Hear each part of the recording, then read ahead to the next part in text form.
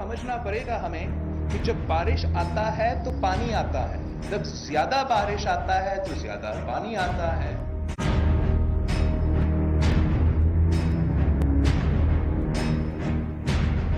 सब पानी से भरे हुए, बिल्कुल लोगों को घरों में पानी आ गया है। ज्यादा पानी आने का मकसद ये नहीं कि भाई आप उसको निकाले ना, ज्यादा पानी आए जरूर आए, अल्लाह की रहमत है ये, लेकिन रहमत ना बने। हमारे पर गुजरा था वो भी ऐसे गुजरा था, लोग नमाज पढ़ रहे लेकिन हम लोगों ने घर से कचरा निकाला था।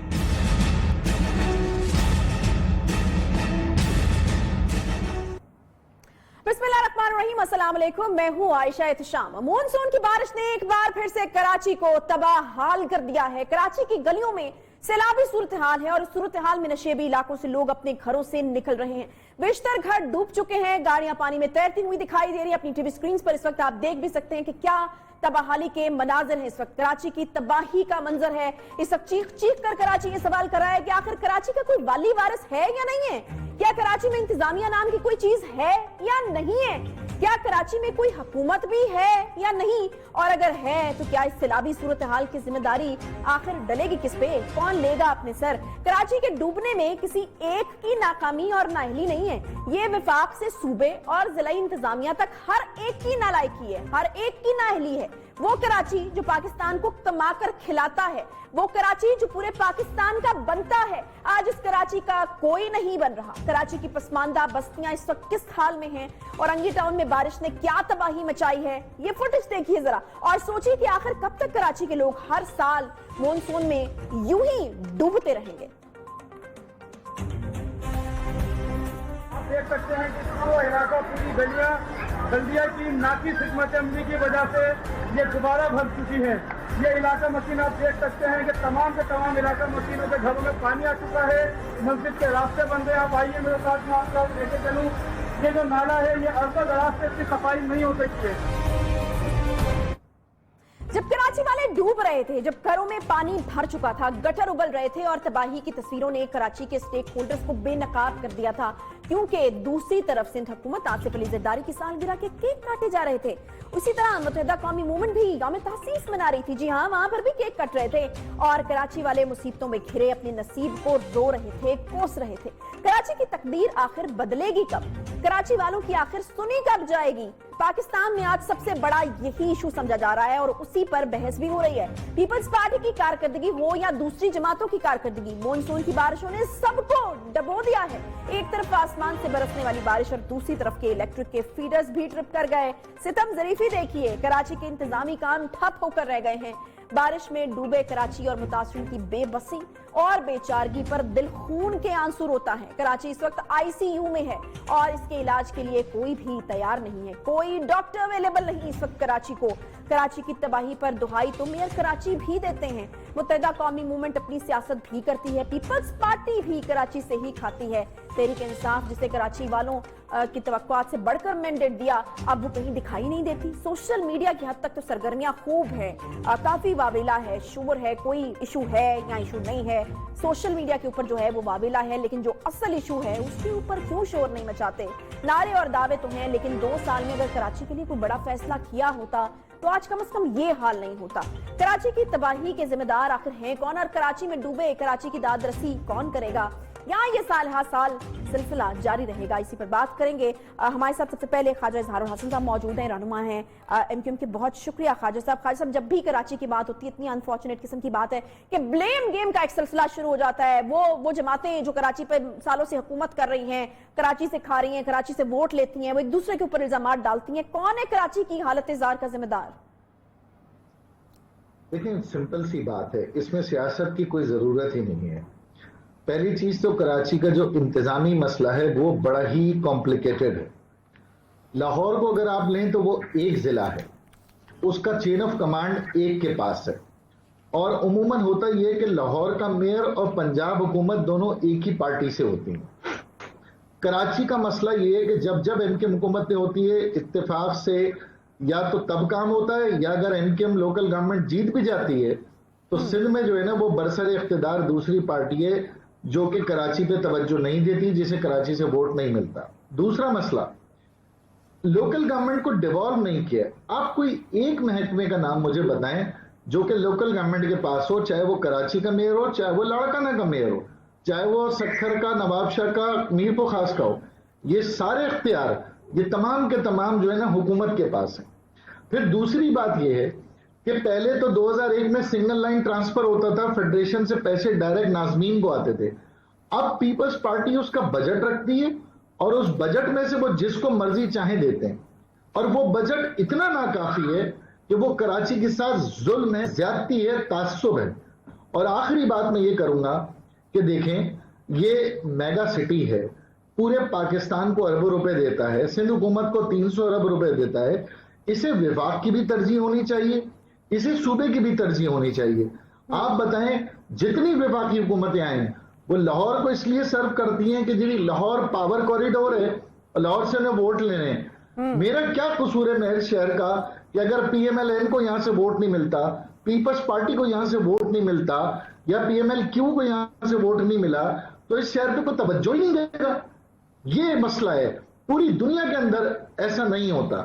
آج بھی دیکھ لیں ترکی کے اندر استنبول کا جو میئر ہے وہ اپوزیشن کا ہے، لیکن ترکی کی حکومت استنبول کے میئر کو بھی اتنے اختیار دیتی ہے جیسے کہ ان کے حلیف جماعتوں کے میئر کو۔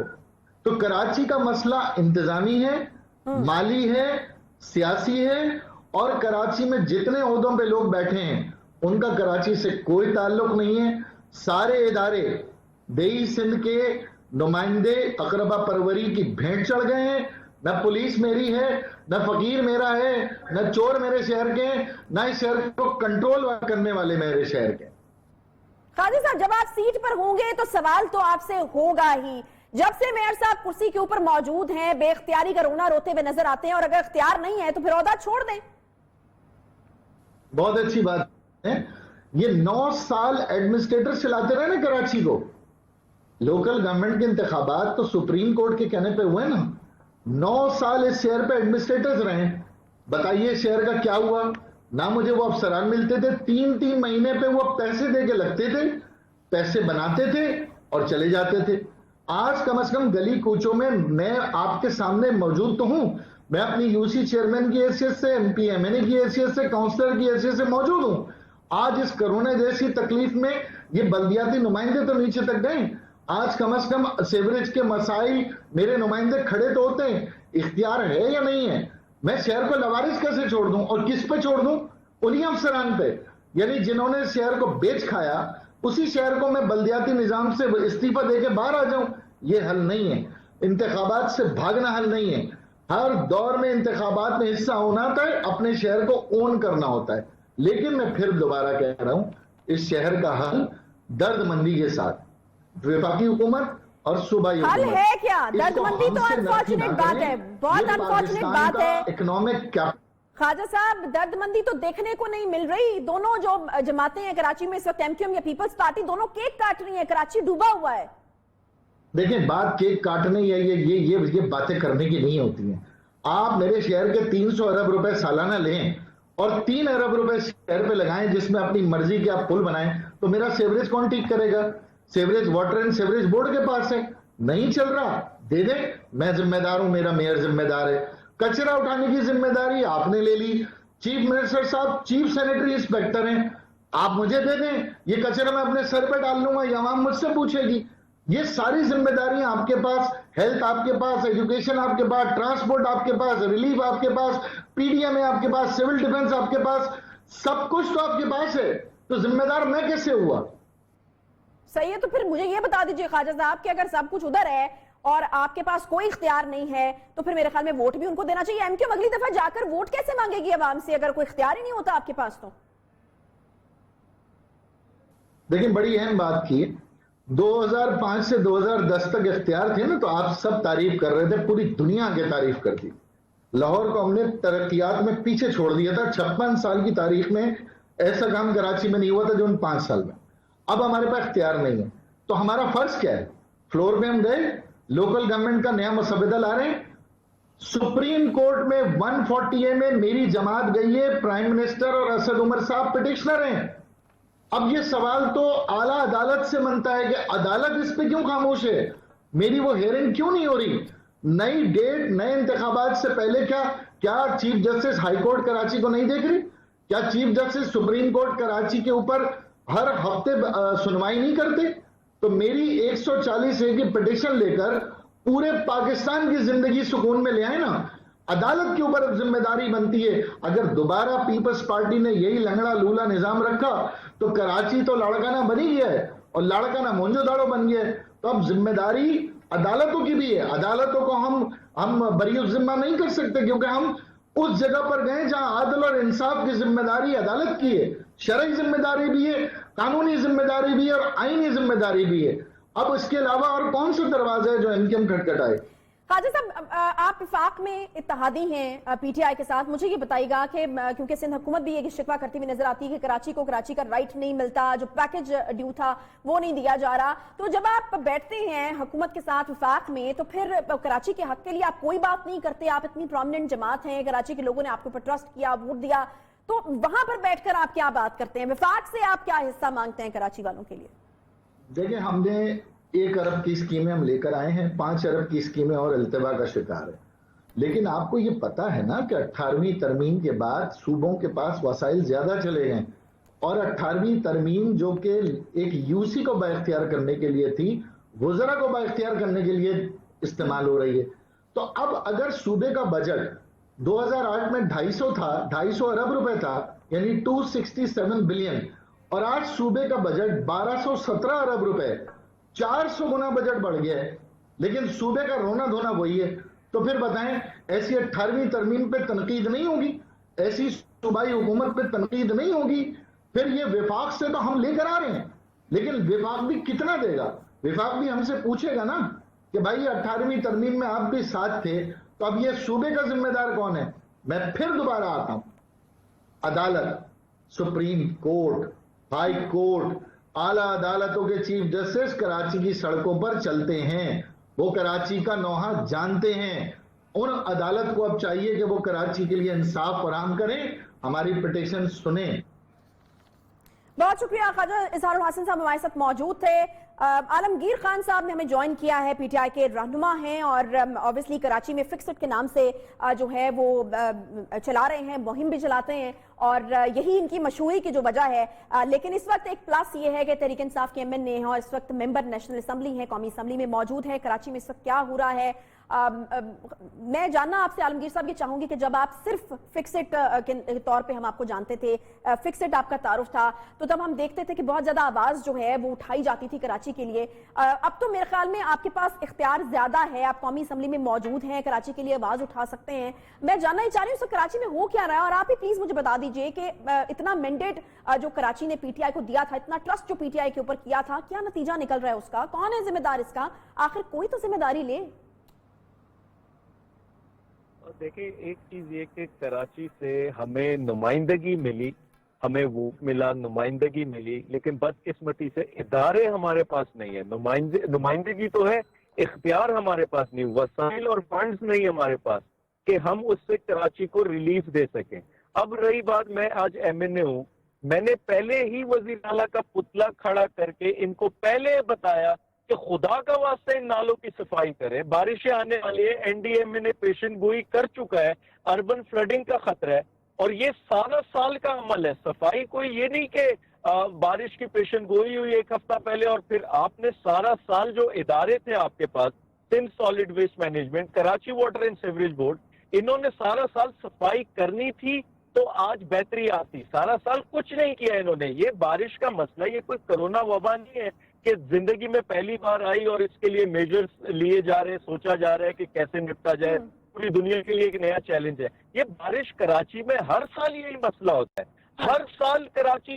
लेकिन इस दफा मुख्तलिफ बात ये हुई ना आलमगीर साहब, हर साल होता है, मुख्तलिफ बात ये हुई कि इस दफा पीटीआई के ऊपर ट्रस्ट हुआ, कराची के लोगों ने पीटीआई को मैंडेट दिया। उस मैंडेट का क्या फायदा हुआ? अगर आप भी एमक्यूएम की तरह यही कह रहे हैं कि आप लोगों के पास इख्तियारात नहीं है, ये आप लोगों को चाहिए था कि आप लोग मजबूर करते हैं उनको। जी जी जी, हमने जो हमारा कराची में याद रखें, हम ऑपोजिशन में, क्योंकि इदारे इनके पास हैं, हमें वोट मिला है, लेकिन वहाँ पब्लिक को डिलीवर इसलिए नहीं कर सकते। 18th अमेंडमेंट के बाद इदारे इनके पास। अब जो हमारा रोल है एज एन ऑपोजिशन, आज पार्लियामेंट के फ्लोर पे हमने एहतजाज किया, हमारे एमएनएज ने, मीडिया के जरिए हम जगह गली कूचों में एहतजाज कर रहे हैं। मेरी तमाम पिक्चट की टीम मेरे हल्के में उतरी हुई है, काम कर रही है अपने लिमिटेड रिसोर्सेज के साथ। मकसद ये जो ऑपोजिशन का किरदार है वो हम अदा करें, या तो हम फ्रेंडली ऑपोजिशन करें कि पीछे पीछे इनके साथ मिले हुए हो, या हम चुप करके मौज मस्ती करें। आलमगीर साहब, अली जैदी की तरह क्लीन कराची की मुहिम उन्होंने शुरू की थी, उसका क्या कोई फायदा हुआ कराची को? वो किधर हैं? मैंने बारहा कहा था और आज भी कह रहा हूं, कोई भी मुहिम कराची मसाइल का हल नहीं होता। मुहिम 10 दिन चलेगी, हफ्ता चलेगी, महीना चलेगी, इसके बाद क्या होगा? मसाइल का हल इदारों के पास है। जब इदारे रेगुलर बेसिस पे फंक्शन करेंगी तब मुस्तकिल हल निकलेगा। अली ज़ैदी साहब आए थे ना पिछले साल, उन्होंने सफाई की और कहीं उनके एफर्ट का आउटपुट भी निकला। लेकिन आपको याद होगा साथ साथ कि यही से हुकूमत कह रही थी 18वीं तरमीम को फवाल किया जा रहा है, हमारे इदारों में इंटरवीन किया जा रहा है। ठीक है, ठीक है। आलमगीर साहब साथ रहिएगा। अरशद वोरा साहब ने ज्वाइन किया, रहनुमा पीएसपी। बहुत शुक्रिया अरशद वोरा साहब ज्वाइन करने के लिए। जानना मैं आपसे ये चाहूंगी कि अब आप भी ऑब्वियसली पीपल्स पार्टी के ऊपर या और लोगों के ऊपर इल्जाम देंगे। मुझे बताइएगा कि क्या सिर्फ पीपल्स पार्टी के ऊपर ही हम इल्जाम दें, या आप समझते हैं कि बाकी जो पार्टीज हैं उनका भी कंट्रीब्यूशन है और इसका कोई जिम्मेदारी लेने को तैयार नहीं है इस कराची की हालत जार की? आयशा, देखिए, सबसे पहले तो मैं आपको ये बताऊं कि ये जो इस वक्त जो इंस्टीट्यूशन है वो डिस्ट्रिक्ट सेंट्रल में है, और डिस्ट्रिक्ट सेंट्रल में 51 में से 50 यूनियन काउंसिल जो है वो एमकेएम के पास है। ठीक है, अब अगर एमकेएम उस पर से हाथ उठा रही है और एमकेएम का ये कहना है कि हमारे पास इख्तियारात नहीं है, तो उन्होंने तो अपना टाइम पूरा कर लिया। अभी 1 अरब रुपया जो है वो फेडरल गवर्नमेंट ने मेयर कराची को डायरेक्ट दिए, वसीम अख्तर साहब को। वो 1 अरब रुपए जो है वो शायद जो भी वसीम अख्तर साहब के साथ उनकी टीम है, चाहे वो गवर्नर साहब हों, चाहे जो भी हो, उन सब ने मिल बांट के खा लिए। वो 1 अरब रुपए अगर लगने थे तो वो लगते ना फिर इस नालों पे और उस पे, लेकिन वो नहीं लगे।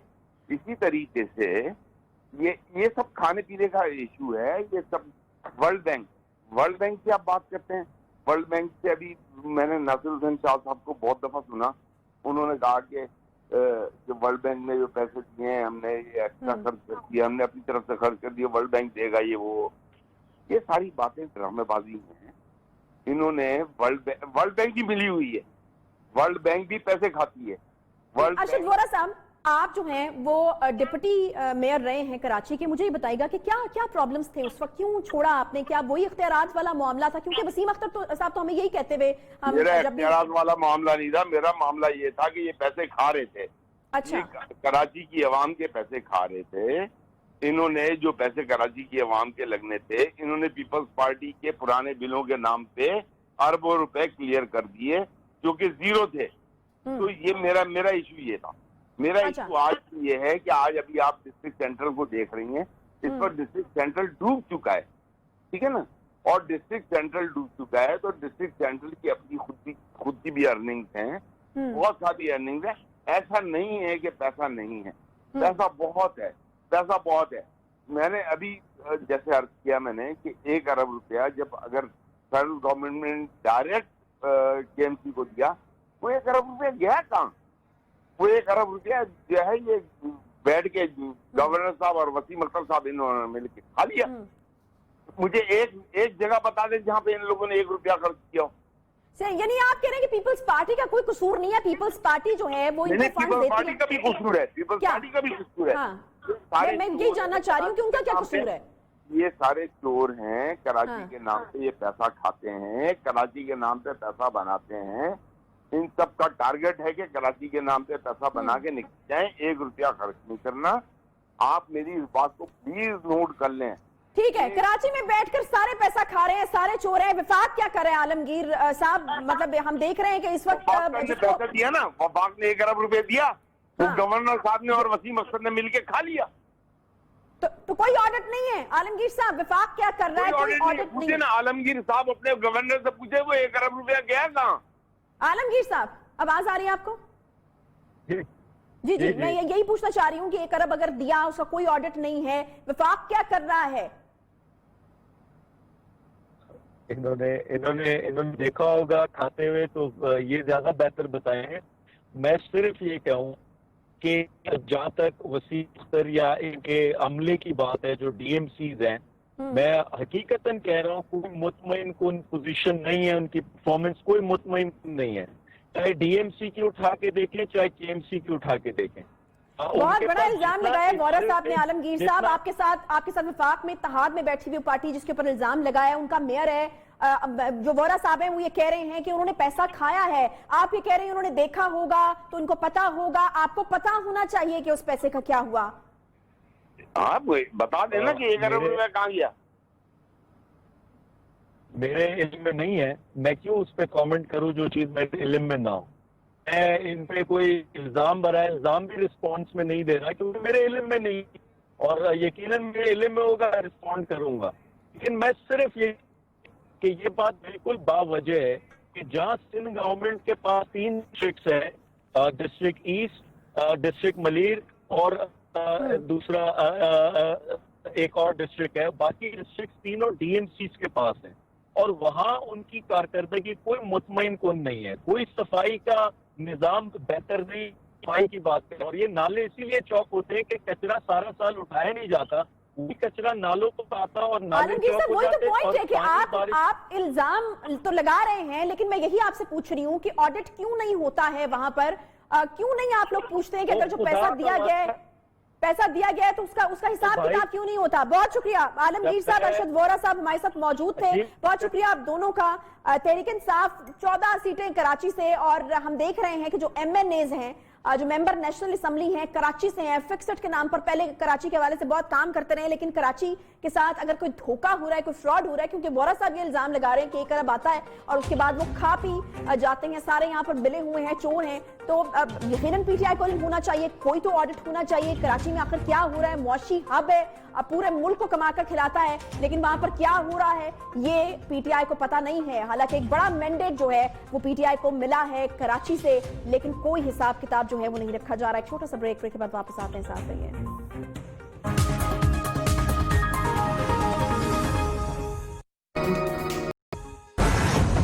मौलाना फजल रहमान के भाई को कराची के जिला बस्ती का डिप्टी कमिश्नर तैनात कर दिया गया।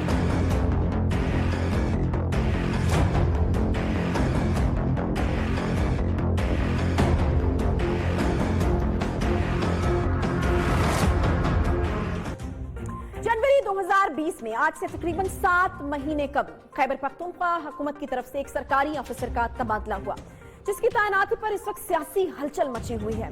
ये ऑफिसर जमीयत उलमा इस्लाम फे के सरबराह के भाई ज़ियाउर रहमान है। ज़ियाउर रहमान की तैनाती का हुक्म जारी होने से पहले बिलावल भुट्टो जरदारी और आसिफ अली जरदारी की मौलाना फजल रहमान के साथ एक मुलाकात होती है, और इस मुलाकात के बाद PTI और उसके इत्तेहादियों ने इस तैनाती पर एतराजात की बारिश कर दी है, और ये एतराजात वफाकी वज़रा की तरफ से सामने आए हैं। वज़ीर-ए-आज़म के मुशीर जुल्फी बुखारी ने अपने ट्वीट में इस तैनाती को भरपूर अंदाज में निशाना बनाया है, और ये सिलसिला रुका नहीं।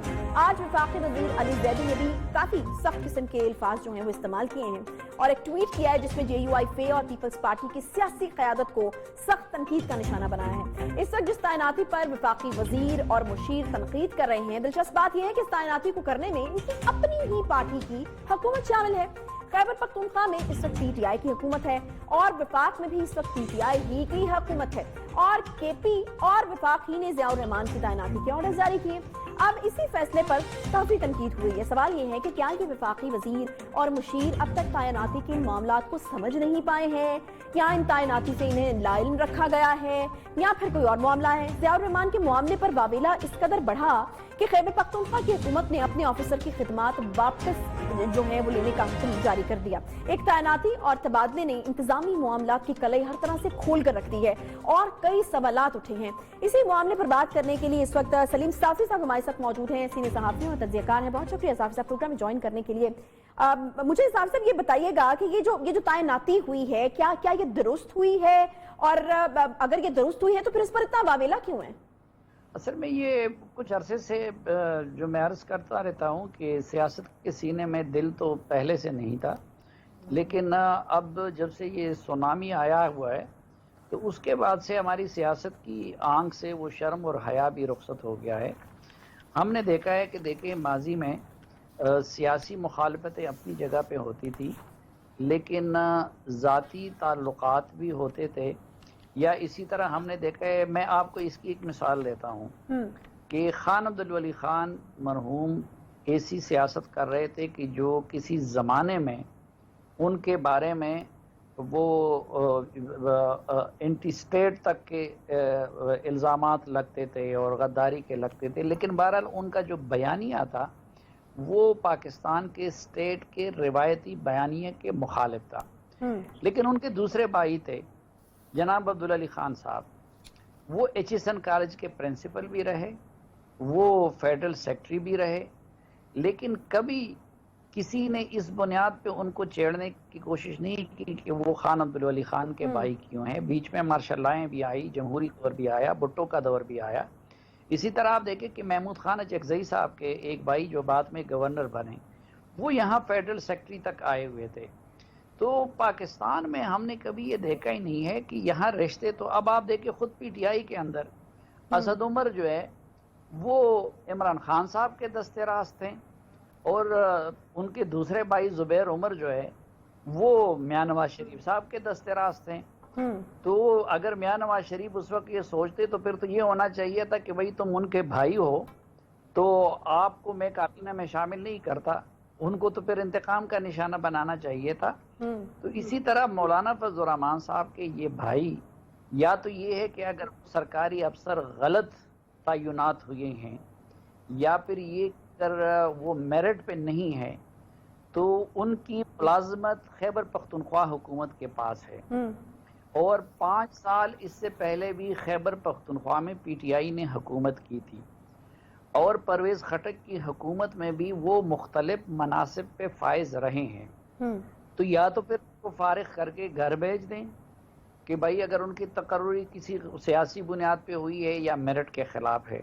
لیکن اگر وہ سرکاری افسر ہیں اور انہوں نے خود ان کی خدمات سندھ حکومت کے حوالے کی تھی، تو یہ سندھ حکومت کا پھر اختیار تھا. تو مجھے تو سمجھ نہیں آ رہا ہے کہ اس میں انہوں نے اتنا کون سی جو ہے وہ قیامت آ گئی تھی. آج بھی میں یہ کہہ رہا ہوں.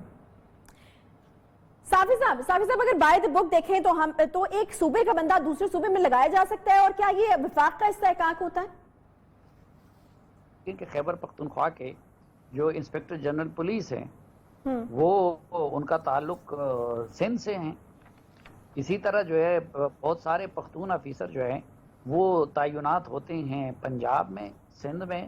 یہ لوگوں کے جو ہے ہم نے سب کچھ دیکھا ہوا ہے اس ملک میں. یہ تو چلو اس لیول کے، آپ راونوار کی مثال دیکھیں، راونوار ایس ایچ او لیول کے بندے تھے، لیکن وہ کسی زمانے میں انہوں نے اپنی خدمات ان کی جو ہے وہ بلوچستان حکومت کے سپرد کی گئی تھی.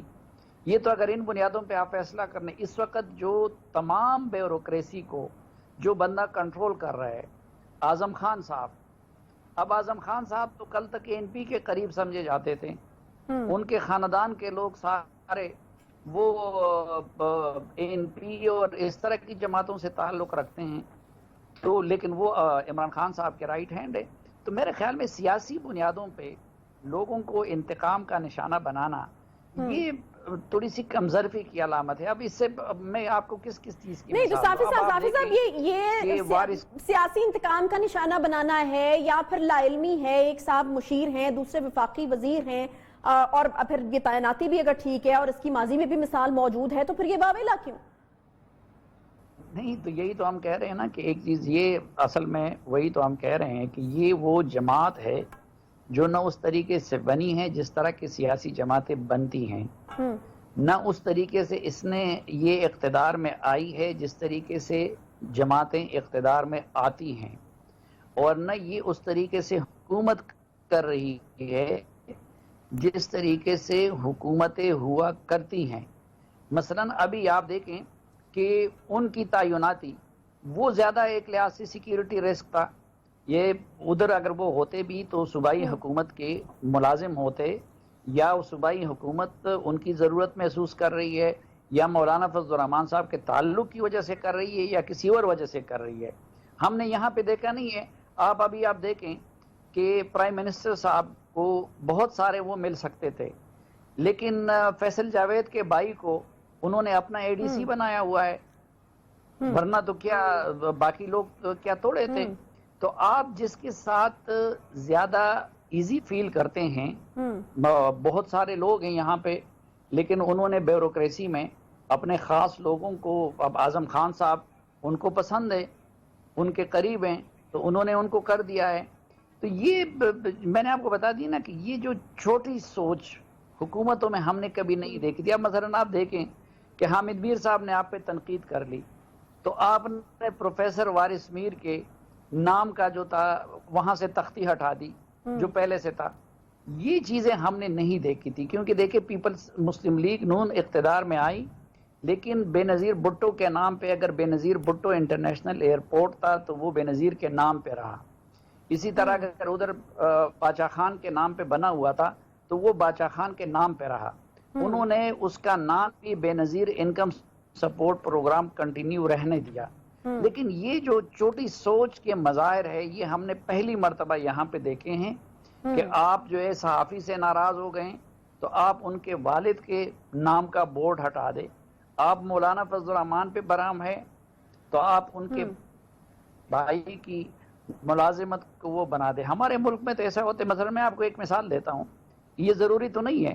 اب مثلا میرے بھائی کا, میں نے کبھی ان کی صحافت سے کوئی تعلق نہیں رکھا ہے, میں نے اس میں کوئی مداخلت نہیں کی ہے. میں نے آپ کو اسد عمر اور زبیر عمر کی بھی مثالیں دی ہیں. ہمارے ملک میں تو ایسا بھی ہوتا ہے, آپ کو یاد ہوگا کہ طالبان کا ایک کمانڈر تھا عبداللہ محسود, اس کا دوسرا بھائی وہ تحریک طالبان دوسرا بھائی جو تھا وہ پاکستانی فوج میں کرنل کے عہدے پہ اس وقت فائز تھے. تو آیا یہ بھی دیکھنا ہوتا ہے کہ اس بھائی کا ان کے ساتھ کوئی تعلق ہے. یعنی میں تو مثلا یہ کہتا ہوں کہ اگر مولانا فضل الرحمان کے بھائی کی تقرری بطور سرکاری افسر غلط ہوئی ہے تو پچھلے 7 سال ہو گئے خیبر پختونخوا میں ان کی حکومت کے, اور ان کی ملازمت خیبر پختونخوا کی حکومت کے ساتھ تھی. وہ کمشنر افغان ریفیوجیز رہے, وہ مختلف دیگر مناصب پہ فائز رہے, انہوں نے پنجاب میں بھی ملازمت کی ہے. تو اس 7 سال میں ان کو برطرف کیوں نہیں کیا گیا, ان کے خلاف کوئی کارروائی کیوں نہیں کی گئی؟ اچھا, اب جب آپ نے خود ان کی خدمات سندھ حکومت کے سپرد کر دی, اس وقت فیڈرل گورنمنٹ کے پاس یہ اختیار تھا کہ وہ ان کی خدمات ان کے سپرد نہ کرتے. اگر خدمات آپ نے اس حکومت کے سپرد کر دی تو یہ اب اللہ جانتا ہے, وہ حکومت جانتی ہے کہ انہوں نے مولانا کو اوبلائج کرنے کے لیے یا کہ میرٹ پہ, یا آپ کے پاس ویسے ایک افسر ہے انہوں نے اس کو مقرر کر دیا. بہت شکریہ. سلیم صافی صاحب ہمارے ساتھ موجود تھے اور کافی وضاحت سے جو انہوں نے اپنے تجزیہ اس پہ دیا ہے. چودھری منظور صاحب نے ہمیں جوائن کیا ہے, سینئر رہنما پاکستان پیپلز پارٹی کے. بہت شکریہ چودھری صاحب پروگرام میں جوائن کرنے کے لیے. آپ سینئر رہنما ہیں, یقیناً آپ کو پتا ہوگا کس طرح کی تعیناتیاں کس طریقے سے ہوتی ہیں. اوبلائج کرنے کا الزام لگ رہا ہے, آپ پہ منافقت کا الزام لگ رہا ہے. شمیم نقوی صاحب کا یہ موقف ہے کہ منافقت کر رہے ہیں آپ. ایک طرف سندھ حکومت صوبے میں, سندھ حکومت جو ہے پیپلز پارٹی جو ہے وہ صوبائی ڈومیسائل پر غیر قانونی نوکریوں کے معاملے پر تحقیقات کرنے کا دعویٰ کرتی ہے, اور دوسری طرف جو ہے وہ دوسرے صوبے سے لا کر یہاں پر تعیناتیاں کرتی ہے. یہی سب سے بڑی منافقت ہے. جو بھیجنے والے ہیں وہ نہ بھیجتے ہو, وہ ایک افسر ہیں, ان کو بھیجا گیا KPK کی, وہ ان کی ملازمت ہے, اور وہاں سے ان کی جو سروسز ہیں وہ سندھ حکومت کے سپرد کی گئی. کیوں کی گئی؟ ایک طرف پہلے آپ سندھ حکومت کے سپرد کرتے ہیں اور پھر وہ ان کی تعیناتی کرتے ہیں تو پھر آپ چور کرتے ہیں. اب وہ تو سندھ حکومت کا مسئلہ ہے نا, وہ ایک اس گریڈ کے آفیسر کو اس گریڈ میں کہاں لگاتی ہے, DC لگاتی ہے, ہارٹیکلچر دے دیتی ہے, کوئی کسی کا DG محکمے کا لگا دیتی ہے, کیا نہیں لگاتی, کیا لگاتی ہے. اس سے پہلے وہ پنجاب کے اندر بھی خوشاب کے ڈپٹی کمشنر رہے, کسی نے شوٹ کیا ہے نہیں کیا. اچھا, ان کا موقف یہ ہے چودھری منظور صاحب کہ منع کر دیتا سندھ, وہ آفیسر لینے سے ہی منع کر دیتا. یہ کس حد تک درست بات ہے؟ اس کمال کی بات ہے کہ آپ ایک آفیسر کی سروسز سندھ حکومت کے پاس بھیج رہے ہیں تو وہ پاک صاف ہو گئے, ان کا دامن صاف ہے. جو لے رہے ہیں وہ برے ہو گئے. چیز سمجھتا ہے شاہد صاحب, اگر آپ یہ کہہ رہے ہیں کہ یہ سارا عمل جو ہے وہ درست ہوا اور جن کا استحقاق تھا انہوں نے کیا, خود ہی کیا, تو پھر ہم اس وقت دیکھ رہے ہیں کہ ایک مشیر صاحب ہیں اور دوسرے باقی وزیر ہیں, وہ خوب واویلا کر رہے ہیں آپ کے اوپر الزامات کی جو ہے وہ بارش ہو گئی ہے. ان کو کیا پروسیجر کا نہیں پتا؟ نہیں, ان کو تو ہر وقت صرف یہ سوائے شور کرنے کے.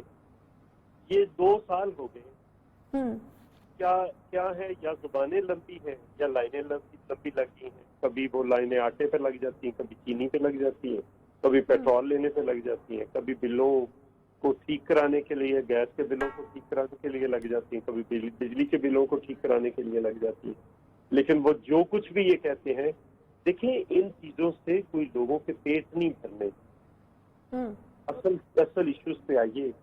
असल इशू ये है कि क्या चीनी 92 रुपए किलो नहीं मिल रही। असल इशू लोगों का ये है कि आटा लाहौर में 72 रुपए किलो चक्की का आटा नहीं मिल रहा। असल इशू लोगों का ये है कि बिजली की कीमत में डबल 2 गुना ज्यादा इजाफा नहीं हो गया। तेल की कीमत पर तेल 25 दिन नहीं मिला, 25 रुपए कीमत में इजाफा हुआ, 25 मिनट बाद तमाम पे मौजूद था। इसका मतलब है बोरान तो नहीं था ना तेल का, मिसमैनेजमेंट या गवर्नेंस का इशू था, या बोरान पैदा करने वाले अगर उनके साथ बैठे हैं तो उन्होंने बोरान से का हल ये निकाला। तो ये कहते हैं रिपोर्ट आ गई है, रिपोर्ट शो कर दी। मैंने रिपोर्ट को चाटना है जब चीनी की कीमत मजीद बढ़ रही है, तो मैंने रिपोर्ट को क्या करना है। और अगर 1 रुपया चीनी की कीमत में इजाफा होता है तो 5.5 अरब रुपया एक महीने का लोगों की जेबों से जाता है। तो जरा आप अंदाजा करें ना कितना पैसा अभी तक जा चुका है। उससे कोई सीएम सिंध को नोटिस आ जाता है, उसके खिलाफ रेफरेंस भी फाइल कर रहे हैं। सीएम केपी के मालूम जब्बा केस में उसको क्यों नहीं होता? बुजदार चीनी पे है, उसको क्यों नहीं होता? साबिक सीएम केपी के को क्यों नहीं होता? ये 108 अरब में बनी है, 8 अरब में बनी थी, उसमें क्या हुकूमत का है और अभी तक बन गई। 5 सालों में एक प्रोजेक्ट शुरू किया था, कोई दूसरा प्रोजेक्ट बजवा दे, कोई अस्पताल बनाया हो, कोई यूनिवर्सिटी बनाई हो, कुछ भी नहीं। फिर बदतमीजियां और शोर करना है वो कर रहे हैं, लेकिन शोर एक लम्हे तक ठीक होता है। मौसीकी भी लोग उस वक्त तक एंजॉय करते हैं जब लोगों के पेट भरे हो। पेट खाली हो तो वो मौसीकी भी लोगों को जहर लगने लगती है और इनकी आवाजें अब लोगों के कानों को चुभना शुरू हो। सही। चौधरी मंजूर साहब, हम देख रहे हैं कि इस सोशल मीडिया के ऊपर भी काफी इस हवाले से शोर मचा हुआ है, इल्जामात की बारिश हो रही है और पीपल्स पार्टी को बुरा भला कहा जा रहा है। तो आप क्या अक्सर मुस्तरद करते हैं इन सारे एलिगेशंस को जो लगाए जा रहे हैं? नहीं, मुझे ये बताएं, ये इशू आ गया है, उठा लिया है सोशल मीडिया में, जो उसको भेजने वाले वो उस 19 ग्रेड का ऑफिसर है, वो सर्विस में है, 5 साल हो गए हैं। अभी साहब कह रहे थे अगर वो गलत है तो उसके खिलाफ केपी हुकूमत ने क्या कार्रवाई नहीं। आप सर्विसेज दूसरे सूबे के हवाले कर रहे हैं, यानी सर्विसेज हवाले करना ठीक है, ठीक, और जिसके हवाले हुई है वो अगर उसको पोस्टिंग दे तो गलत। ठीक है, बहुत शुक्रिया। ठीक है, ठीक है, कुछ कहना चाह रहे हैं आप चौधरी साहब? जी, कंप्लीट कर लीजिए। मैं ये कह रहा हूँ कि खुशाब में डिप्टी कमिश्नर थे, उस वक्त सोशल मीडिया की तरफ था, उस वक्त पीटीआई की तरफ। सही। क्यों जब पंजाब में उनकी पोस्टिंग थी और क्यों उनको उधर पोस्टिंग नहीं दी जाए? ये क्या बात हुई? अगर आपके भाई है तो क्या आप पेशावर में 7 साल में उसको पोस्टिंग नहीं देंगे किसी जगह पे? ये कौन सा तरीका है? ये तो बहुत छोटा पान है। ठीक है, ठीक है, ठीक है, बहुत शुक्रिया। चौधरी मंजूर साहब हमारे साथ मौजूद थे। हम देख रहे हैं कि चौधरी मंजूर साहब का जो पॉइंट ऑफ व्यू था वो यही था कि उन्होंने दूसरे जो इश्यूज हैं अब वो भी हाईलाइट किए हैं, जो अवामी इश्यूज हैं वो हाईलाइट किए हैं, और उनका कहने का जो एक क्रक्स था वो यही था ऑब्वियसली कि असल इश्यूज के ऊपर जो है वो बात नहीं की जा रही और बगैर वजह के एक इशू को जो है वो इशू बनाया जा रहा है, हालांकि वो कोई इशू नहीं है। तैनातियां अगर जो है वो आपके इस्तेहकाक के मुताबिक आपकी हुकूमतें खुद ही करती हैं, आपने भेज दिया एक ऑफिसर हमारी तरफ, तो हम फिर किस तरीके से उसको मना करते हैं? यानी आपने अपना दामन झाड़ लिया, ये किस तरीके से जो है वो पॉसिबल है? बहरहाल एक मुशीर और दूसरे वफाकी वजीर, यानी मुशीर जो है वो जुल्फी बुखारी साहब और वफाकी वजीर अली जैदी साहब, ये इल्जामात की बुछाड़ इस वक्त हमें करते हुए नजर आ रहे हैं, ट्वीट्स की जा रही हैं और पीपल्स पार्टी के ऊपर जो है वो ये एलिगेशंस लग रहे हैं। एक छोटा सा ब्रेक के बाद वापस आते हैं, साथ रहिए।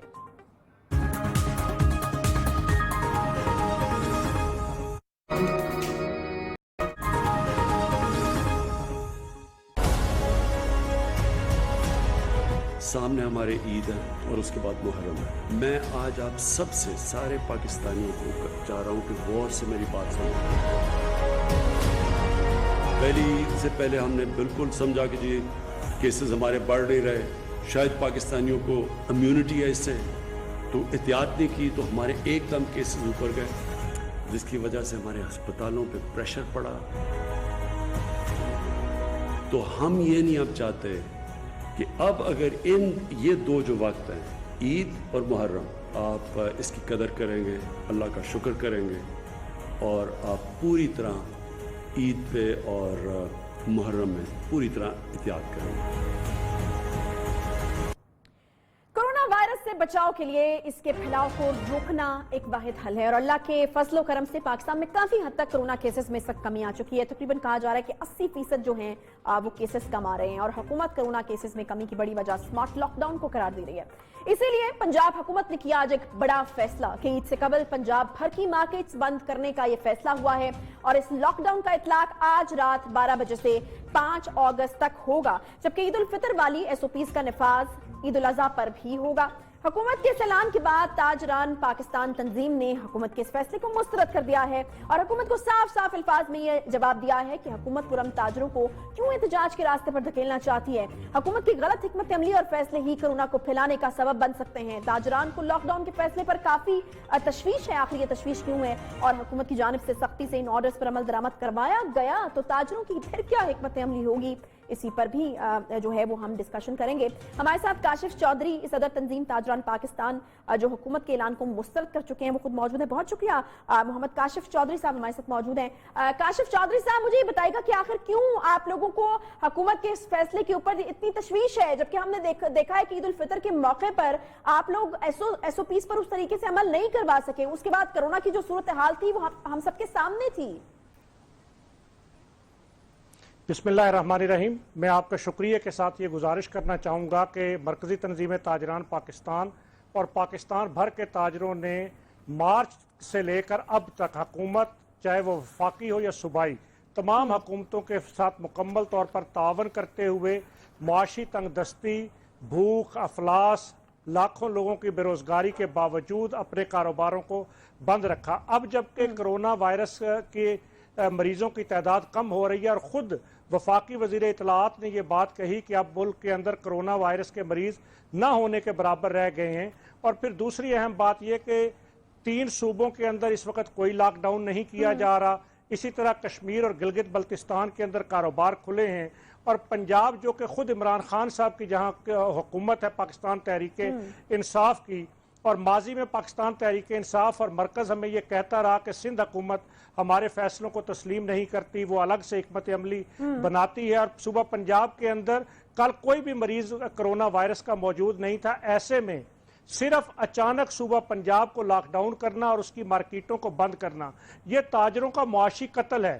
اس وقت تاجروں نے تیاری کر رکھی ہے عید کی، جس کے اندر کپڑے کے تاجر، گارمنٹس کے تاجر، جوتوں کے تاجر اور منیاری کے تاجر انہوں نے سامان خرید رکھا ہے۔ اگر حکومت کو کوئی لاک ڈاؤن کرنا تھا تو حکومت 15 دن پہلے ہمارے ساتھ بیٹھتی، اس پر حکمت عملی ترتیب دیتی۔ ٹھیک ہے، یہ آپ کا ویلڈ پوائنٹ ہے، اس کو بالکل میں بھی مانتی ہوں کہ یہ جو فیصلہ ہے یہ قبل از وقت ہونا چاہیے تھا اور آپ لوگوں کے ساتھ بیٹھنا چاہیے تھا، لیکن ایک پوائنٹ جو میں آپ کے سامنے رکھنا چاہتی ہوں وہ یہ ہے کہ کیا آپ لوگ اس چیز کو جو ہے وہ نہیں سمجھ رہے کہ اگر حکومت یہ حکمت عملی بنا رہی ہے یا پھر ایک ہفتے کے لیے اگر بازار بند کر رہی ہے تو وہ اس خدشے کے پیش نظر کر رہی ہے کہ خدا نخواستہ اس عید پر جو شاپنگ ہوگی تو پچھلی عید والا یا عید الفطر والا حساب نہ ہو، اور کرونا کیسز جو اب ہم ختم ہو رہے ہیں، اب بلکہ زیادہ محتاط ہونے کی ضرورت ہے کیونکہ اب آہستہ آہستہ ختم ہو رہے ہیں یہاں پر کیسز، تو وہ ایک دم سے کہیں بڑھ نہ جائیں خدا نخواستہ، اور پھر اگر وہ بڑھ گئے تو اس کے بعد پھر آپ کے جو ہے وہ کاروبار کو مزید نقصان ہوگا اور آپ کو مزید لاک ڈاؤن کرنا پڑے گا۔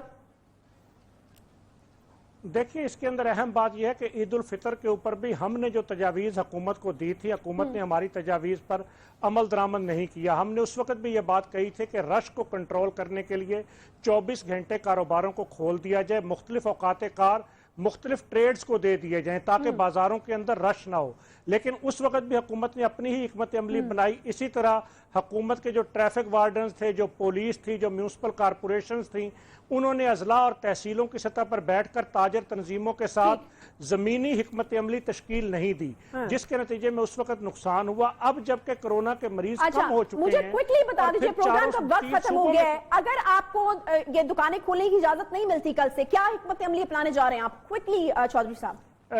صوبہ پنجاب کے تاجر کل انشاءاللہ اپنی دکانیں کھولیں گے۔ تاجر اب اس بات پر تیار ہو چکے ہیں کہ بھوک سے مرنے سے بہتر یہ ہے کہ کاروبار کھولے جائیں اور اگر کاروبار حکومت نہیں کھولتی تو جیل کے اندر چلے جایا جائے, وہاں کم از کم کھانا تو حکومت پاکستان یعنی آپ یہ کہہ رہے ہیں کہ کل جو ہے وہ پنجاب میں کاروبار کھلے رہیں گے. بہت شکریہ محمد کاشف چودھری, صدر مرکزی تنظیم تاجران پاکستان, یہ کہہ رہے ہیں کہ وہ لوگ اپنے کاروبار کھولیں گے اور اگر اس کے نتیجے میں ان کو جیل جانا پڑا تو وہ جیل جانے کے لیے تیار ہیں. ایک بڑی لاجیکل بات انہوں نے کی اور جو بات صحیح ہوتی ہے وہ صحیح ہوتی ہے. اب وہ یہ کہہ رہے ہیں کہ 15 دن پہلے بیٹھ کر یہ حکمت عملی بنانی چاہیے تھی, ہمارے ساتھ بات کرنی چاہیے تھی. اور اس وقت میں آپ کو بتاؤں کہ پنجاب میں, لاہور میں یا پنجاب کے جو دیگر علاقے ہیں وہاں پر جو رش کی صورتحال ہے وہ اس وقت اتنی الارمنگ ہے, اتنی خوفناک ہے. اگر یہ ڈیسیجن پہلے ہو جاتا اور لوگ جو ہے وہ اپنی آہستہ آہستہ شاپنگ کر کے یا جو بھی ان کو کرنا تو کمپلیٹ کر لیتے, تو میرا خیال ہے آج جتنا رش ہے, آج کا دن ایک بڑا خطرناک دن ہو سکتا ہے, خدا نہ خواستہ, کہ جس طریقے سے لوگ اس وقت باہر نکلے ہوئے ہیں اور جس طریقے سے لوگوں کا ہجوم ہے, تو یہ بہت خطرناک اور الارمنگ قسم کی صورتحال جو ہے وہ ہو سکتی ہے. تو ڈیسیجن جو ہے وہ تھوڑا پہلے کر لینا چاہیے تھا ان کو اعتماد میں لے کر کے. اس کے ساتھ ہی پروگرام کا وقت یہاں پر ختم ہوتا ہے. انشاءاللہ آپ سے کل ملاقات ہوگی. خیال رکھیے اپنا. اللہ